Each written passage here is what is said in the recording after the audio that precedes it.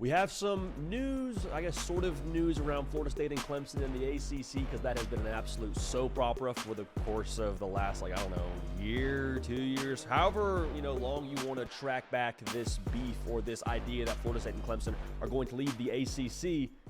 We had a little bit of information come out today from the sports media world as a whole, but Pete Thamel put out the tweet that kind of set the whole thing off. And we'll talk about it right now, but first things first, if you're a college football fan, make sure you're subscribed here. We're doing a video right now on conference realignment, and I'll be honest with you, I feel a little bit sick. One, because it has nothing to do with college football. Two, because college football games are about to be played. So if you like conference realignment, we'll talk about it when it's relevant. But this is really a college football channel, a college football show. So make sure you're subscribed. Follow me on the Instagram and Twitter channels at JD Piquel, and we'll talk a lot of ball. So Pete Thamel put out a tweet that said there is no expectation for Florida State or Clemson to notify the ACC that they intend to leave by August 15th. Now, August 15th is the deadline to depart after the upcoming year. So if they want to get out for the 2026 season, they would have to let them know, them being the ACC, their intentions by August 15th. Now, naturally, we're in late July right now, so the clock is ticking. And if they're going to leave, they're going to have to let them know here very, very soon. And I tweeted this out on my Twitter channel, or my Twitter account, rather. I said, my protocol when it comes to assessing conference realignment and conference realignment rumors is the same protocol I use if I were to get invited to a murder mystery party. Trust nobody, keep your head on a swivel. Not that I don't trust Pete Thamel, not that I don't trust all the people that are doing a wonderful job reporting in the college football world. The room in which these conversations are being had around conference realignment are so small. And when you have a small room with only a couple of characters in there, that narrative is more easily controlled. And so again, I'm not telling you that any reporting is done in a false way or not to trust your reporters. I'm just saying, take this information, assess it, have your own opinion on it, but hold whatever that opinion is very, very loosely. Now, the reason as to why they're saying that they're not going to get something done before August 15th, everyone's suing everyone. Like Florida State suing the ACC, Clemson suing the ACC, and then ACC is suing both of them back the other way. So essentially, it's like, hey, there's a lot of carnage right now. There's a lot of paperwork to sort through. To get something done here relatively soon feels like a long shot. And so what I just said, I would be slow to trust with 110% of my being, all these reports coming out. I think this one passes the smell test. Like, again, I don't pretend to know everything from a legal standpoint as to how this whole thing would have to work, in large part because oftentimes the legality of a lot of these things ends up kind of just being the smokescreen for a lot of things to happen. This definitely could be a head fake. To me, the reasoning that they're providing here checks out. And I would be a little bit surprised if something were to pop up on our radar mid-August and they say, hey, guess what? Florida State and Clemson gone to the insert whatever conference you want there. Entirely possible it's a head fake. But again, I think if something were to pop, it would have popped at SEC Media Days. Now, ACC Media Days, Big Ten Media Days are both going on right now. So head on a swivel. Trust nobody, as I just mentioned a second ago. But I think this passes the smell test.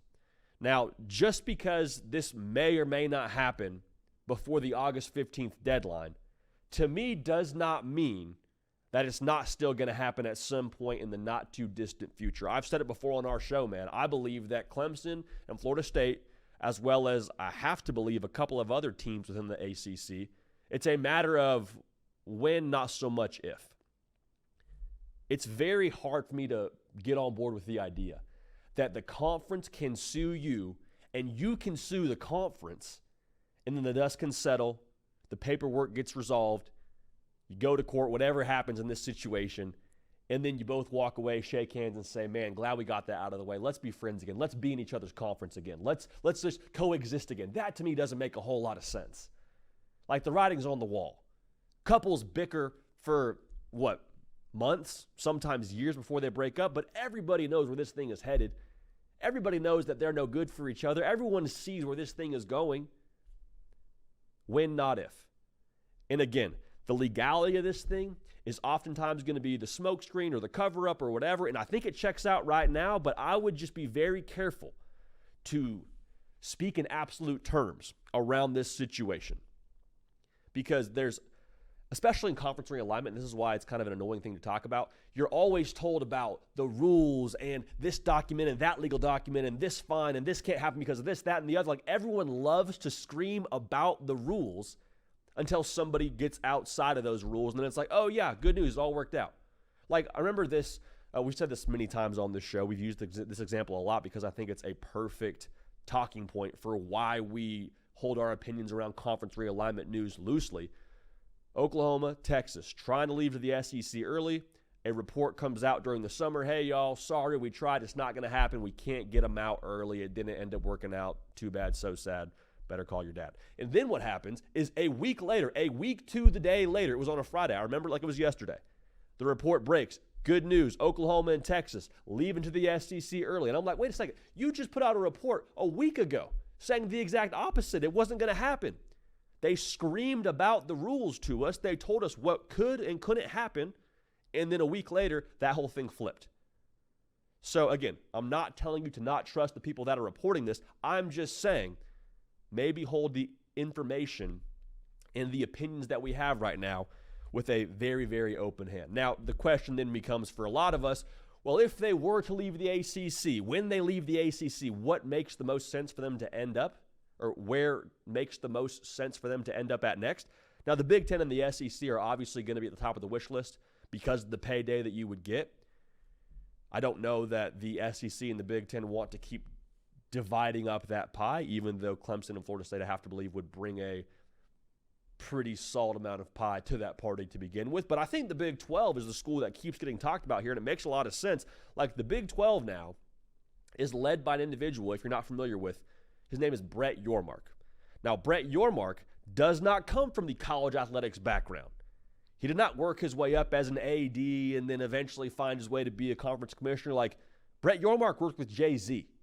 Translation, Brett Yormark is in the relevance business. He is in the engagement business. He is in the eyeballs business. He's not playing by the same rules everyone else has been playing with for the better part of the last however many years. And I think that's a benefit to the Big 12 because college football and college athletics as a whole has shifted the rules they're playing with as well. Like, now the world that we're in college athletics favors, I believe, Brett Yormark's background. In the Big 12 at one point in time when Oklahoma and Texas were gone to the SEC, there was a point where I was like, hey, I don't even know if the Big 12 is going to continue to exist. Brett Yormark ends up getting the sticks to that conference, does what he does. When he said they're the third best conference in America right now or a top 3 conference in America right now, I don't think he was lying. And them still existing, I think, deserves a lot of attention and I think deserves a lot of credit for Brett Yormark. So all that's to say, if Florida State and Clemson were to end up in the Big 12, that would make a lot of sense to me. Now, if you are a Florida State or Clemson fan, you're reading this news and you're like, dang, man, really wanted to get out. Really wanted to end up in one of those other conferences, whether it be the Big 10, SEC, or the Big 12. I hear you.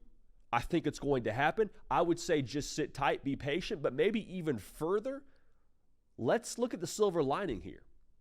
Both Florida State and Clemson, I think, have a really good chance to punch themselves a playoff ticket because they're in the ACC. I'm not saying you can't compete in the Big 10 or the SEC, but I am saying that you would much rather, I believe, in the 12-team field as it exists right now, play in a conference where if you win the conference, you have an auto bid, which the ACC does. But even furthermore, if you go 11-1 in the ACC, let's say you lose the conference title game, we'll see how the committee treats it, but I think any 11-1 conference runner-up in that conference should feel pretty good about their chances. What I'm trying to say here is you're right now one of the top dogs in the ACC. If you go to the Big 10 or the SEC, are you still the top dog? Are you still a top dog? It's a conversation. It's a conversation. I'm not telling you that it is or isn't the case, but I'm telling you it's a conversation different than how it is right now in the ACC. So again, the latest is Clemson and Florida State staying in the ACC. It passes the smell test, but just like a murder mystery party, head on a swivel, trust nobody, and we'll keep an eye on this thing moving forward. But if you love college football, this is the channel for you. This is the show for you. We talk ball every single day. We'll talk conference realignment when it matters, and this is a relevant story, so we're talking about it right now, but for the most part, we're ball and only ball all year round. So we appreciate y'all being dialed in. Make sure you're subscribed.